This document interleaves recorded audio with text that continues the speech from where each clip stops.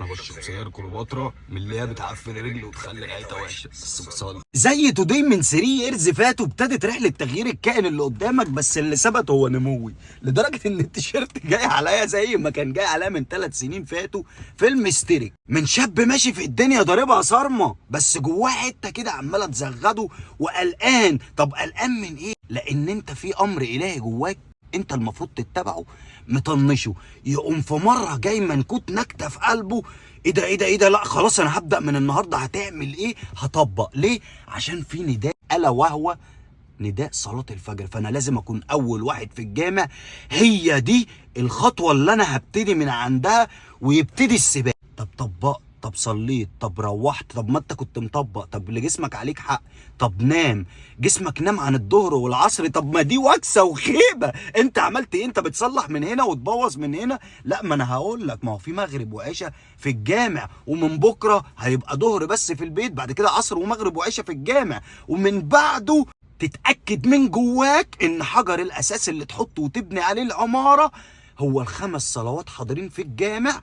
بعد كده اطلع زي ما انت عايز، اتك على الصبر، كله جاي. الاهم ثم المهم، وتبتدي الرحله وتمر الايام، والحته اللي جوه منك ديت بتهدى واحده واحده واحده واحده. ليه؟ لان انت وصلت لها ان اول حاجه اللي هتبقى بينك وبين الجنه انت بتحاول على قد ما تقدر ان انت تثبت فيها، ومهما كانت المغريات دي تكون القشايه اللي هتتعلق فيها وتمشي سفينة العبد لله على الأرض. ما تسألنيش إزاي، وطول ما هي ماشية الرحلة وأنا بتعلم وأنا بتغير وأنا بحاول وأنا مش عايز أقصر وأنا براجع حساباتي وأنا الدنيا بتختلف من حوالين مني، وإذا أفوجئ بمقص حاير طاير يقلبني زرع بصل أنزل على جدور رقبتي. إيه اللي حصل؟ إيه اللي جرى؟ دي عمرها ما حصلت معايا زمان. طب ايه يا رب؟ انا ايه الدنيا ليه بتختلف معايا؟ ما هي كانت ماشيه كويس. هي البدايات في كل حاجه، بس تجي لك الصلاه تقوم حاطه ايديها على كتفك وتقول لك ما انا هفهمك. ما هي صاحبتي بقى بتوصل لي كل حاجه غير تفكير زمان، بقى الفكر غير الفكر. تعالى لما اوصل لك قولي انت فاكرها كده بالسهل؟ امال قامت موصله لي ان انت لازم في مرحله ما لازم تتحط في اختبار اللي هو بتترصص البني ادمين وبيطلع منهم شويه، الا وهما العباد الصادقين. ما هو مش اي حد صلى هيرتفع درجه.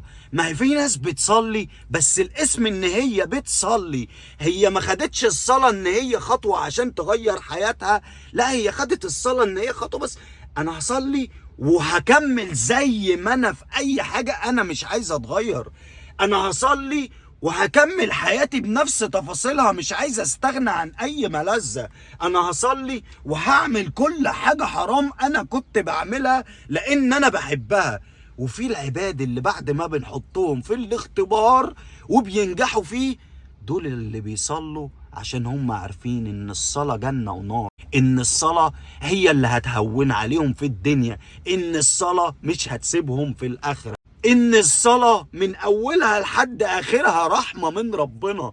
من وانت بتتوضى ذنوبك بتجري وتسيبك، من وانت بتقف بين ايادي ربنا بيعالجك ويعالج روحك ويشوف مفصلاتك ايه الدنيا فيها، من وانت بتسجد لربنا دي اكتر لحظة انت قريب فيها لربنا. الدايرة دي كلها رحمة من ربنا بيك، انت من غيرها هش، انت من غيرها ما تسواش، انت من غيرها مش هتكمل. انا هنا بقى وصلت لي المعلومه في المظبوط وادركت انني دلوقتي يا اما احسبها صح وافهم الشغله ماشيه ازاي واصبر واتك شويه، يا اما احسبها غلط والحسبه الغلط ما بتقدمش، لا هتاخرني وترجعني سلمه سلمه سلمه سلمه لحد ما ابدا من اول الرحله اللي كنت بادئها من الاول.